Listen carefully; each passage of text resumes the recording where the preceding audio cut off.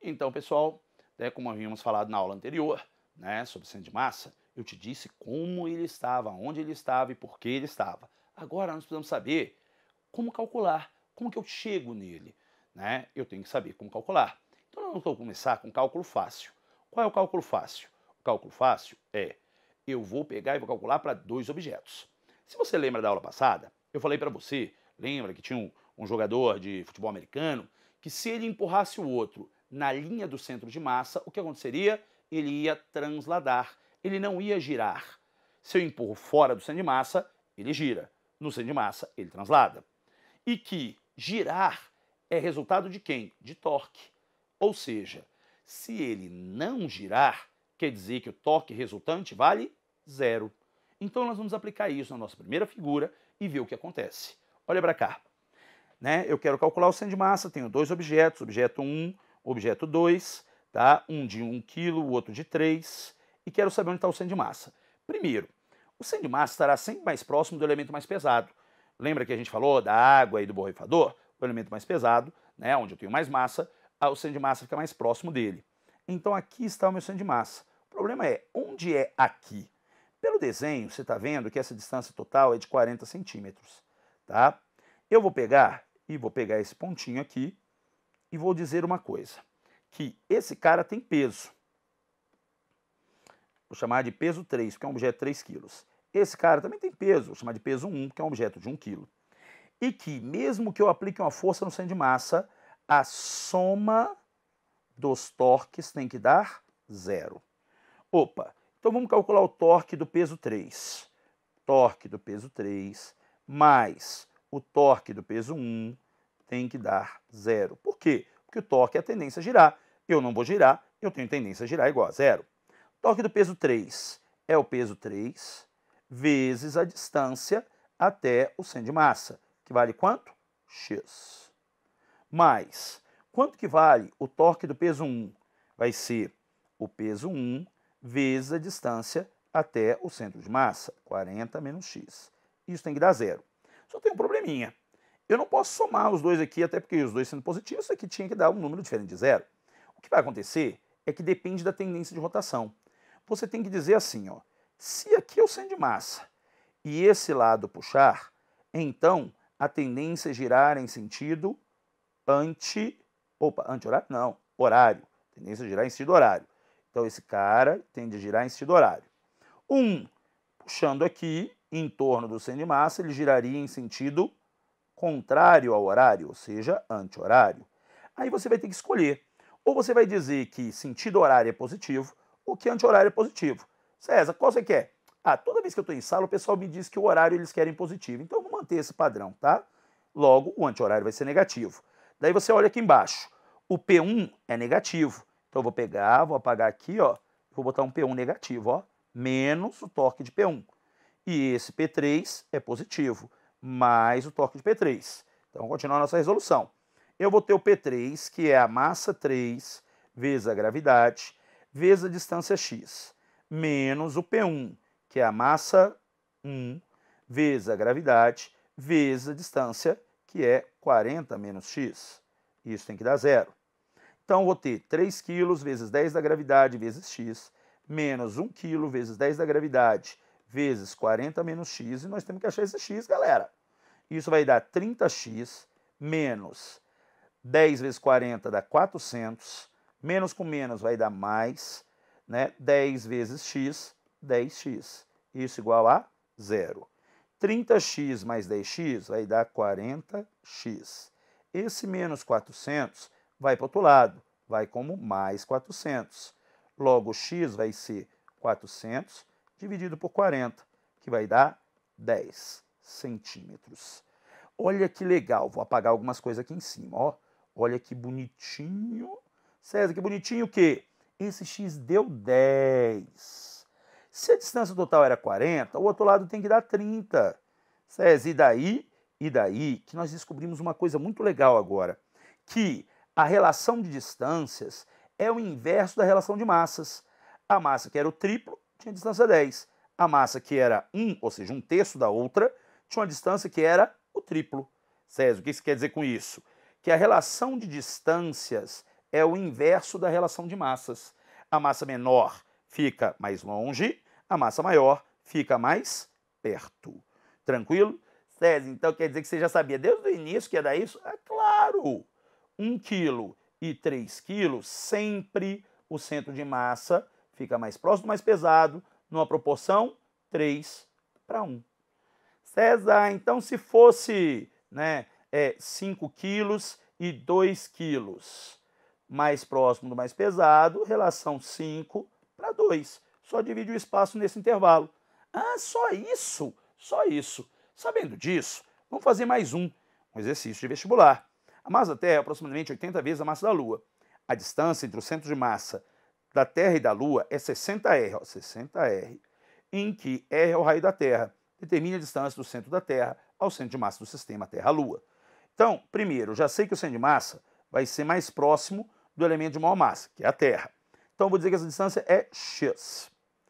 César, e a Lua? A Lua é 80 vezes mais leve, porque a Terra é 80 vezes mais pesada. Se a Lua é 80 vezes mais leve, ela tem que estar 80 vezes mais longe. Olha que legal. Então, essa distância vai ser 80x. Tranquilo? Tá? Então, a distância da Terra é x, da Lua é 80x. Agora, então, vamos desenhar isso aqui. Vou pegar essa distância de 60R e tenho que dividir em x e 80x, ou seja, 81x, que é essa soma, tem que dar 60R. Olha que legal, já achei o x, é 60R sobre 81. Diminuindo aqui, eu vou ter, dividindo por 3 em cima e embaixo, eu vou ter 20R sobre 27. Se eu fizer a divisão completa, eu tenho 0,74 raios. Ou seja, o centro de massa desse conjunto não é nem aqui onde desenhei, é mais perto ainda do centro da Terra, tá? Ele é menor do que o raio da Terra, 0,74 vezes o raio da Terra. Então, o que acontece? Eu posso calcular essa distância só pelas proporções inversas. Eu não preciso fazer aquele cálculo todo que eu fiz no início. Aí você sabe por que você fez? Para te mostrar como é que faz, para te mostrar de onde veio. Mas não precisa? Não preciso. Faz do jeito que eu fiz ali na questãozinha entre Terra e Lua. Só diferença, o mais leve fica mais longe, o mais perto é o mais pesado. Simples. Relações inversas com o peso. Tranquilo? Belezinha? Agora vamos piorar as coisas, tá? Vamos pegar 3 massas.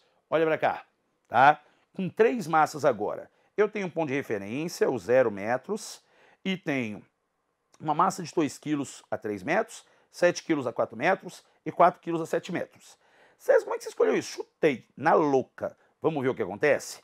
Nesse caso, eu vou precisar fazer uma média ponderada. Ponderada com quem? Ponderada com as massas.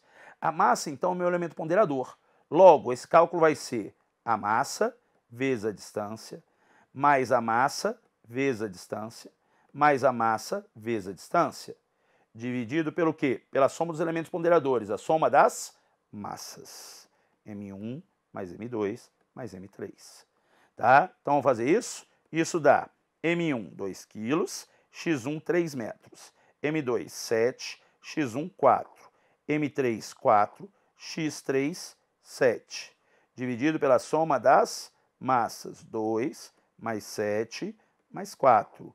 E esse cálculo inteirinho vai me dar o valor de 62,13. Estou pegando minha colinha, tá? E essa divisão dá 4,76. Como esperado, um pouquinho à direita. Por quê? Porque esse cara tem mais massa que esse. Lembra que eu espero que o centro de massa fique mais próximo do elemento de maior massa? Tá vendo? Ele ficou perto dos 7 quilos, mas mais perto do 4 do que do 2. Tranquilo? Então, se eu tiver 3 ou mais objetos, claro que eu não escolhi botar 10 ou 12 objetos, a gente ia passar o resto do tempo calculando. 3 ou mais objetos, simplesmente eu preciso de uma média ponderada. Agora, vamos piorar as coisas, vamos botar 3 objetos em posições no plano e não alinhadinhos como estavam antes. César, só piora. Calma, vamos chegar lá. Primeiro problema, você vai começar a fazer a questão e ele diz: determine a soma das coordenadas do centro de massa das 3 partículas mostradas na figura a seguir. Dê como resposta a soma das coordenadas. Multiplique o resultado por 10 e despreze a parte fracionária, caso exista.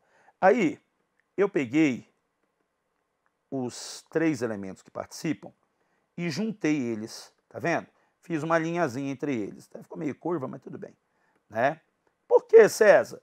Porque eu sei que o meu centro de massa tem que estar por aqui. César, por quê? Porque o centro de massa não tem que estar no local que tem massa, mas tem que estar entre elas. Você calcula, acha o centro de massa aqui. Tá errado. Acha o centro de massa aqui. Tá errado. Acha o centro de massa aqui. Tá errado. O centro de massa tem que estar aqui no meio. E, como esperado, eu espero que ele esteja um pouquinho mais para a direita. Tá vendo que essa massa é maior? Tá vendo que essa daqui é, ó, 4 quilos. Então, se essa é maior do que essa, eu espero que ele esteja um pouquinho mais para a direita. Um número maior que 1, tá? Então, vamos calcular. X do centro de massa e depois o Y do centro de massa. Já que estamos num plano, eu preciso de um par ordenado. O X do centro de massa vai ser a massa vezes o X, 8 vezes 1, mais a massa vezes o X, 4 vezes 2, mais a massa vezes o X, 3 vezes 0, dividido pela soma das massas, 3 mais 8 mais 4. 3 mais 8 mais 4. E esse número vai me dar o quê? Vai me dar 2 vezes 4, 8, 1 vezes 8, 8, né? 8 e 8, 16, dividido por 8 mais 3, 11, mais 4, 15. E o Y agora? Vamos lá? 8 vezes o Y dele, massa vezes o Y, mais massa 4 vezes o Y, mais massa 3 vezes o Y. Se é 3 vezes 0 não dá nada, mas se você esquecer desse 3 aqui em cima, você esquece do 3 lá embaixo. Então, por favor, não tira. 8 mais 4 mais 3. Isso vai dar 2 vezes 8, 16, mais 4, 20, dividido por 15. Ele pediu, né, para somar as coordenadas e multiplicar o resultado por 10, desprezando a parte fracionária. Então, vamos somar. Isso vai dar 36 sobre 15. Essa divisão dá 2,4. Agora, para marcar o seu cartão, multiplique por 10. Na hora que eu multiplicar por 10, isso vai dar 24. Como a questãozinha é UNB, é 0,24. Por quê? Porque as tipo B da UNB tem que ter 3 dígitos. Se não tiver, você vai ter que substituir o outro dígito por 0. Tranquilo? Então, por favor, não erra isso não. Ai, César, e a tipo B da UNB eu posso marcar, mesmo que esteja errado? Pode, ela não anula. Então, você não sabe, chuta alguma coisa. Chuta o aniversário da mãe, né? O casamento do pai, chuta a namorada, né? Diz lá, o dia que eu conheci minha namorada foi dia 15, né? Só que, por favor, isso só se você não souber nada. Se souber alguma coisa, por acaso, olha, que nem a gente falou ali, a região onde poderia estar o nosso resultado. Você já tinha uma ideia do que chutar. Você não ia pegar ali e achar que aquele produto ia dar 250. Não ia, meu amigo, tá? Não pode. Só uma coisa. Pode chutar? Pode. Você vai perder alguma coisa? Não, né? No máximo você zera. Se não marcar, você zera também, né? Mas, se você for marcar, já que você quer acertar, não chuta na doida não. Dá uma olhadinha qual é o intervalo que aquela resposta pode estar. Tranquilo? Beleza? Então, muito obrigado. Até mais. E muito boa prova no final de semana.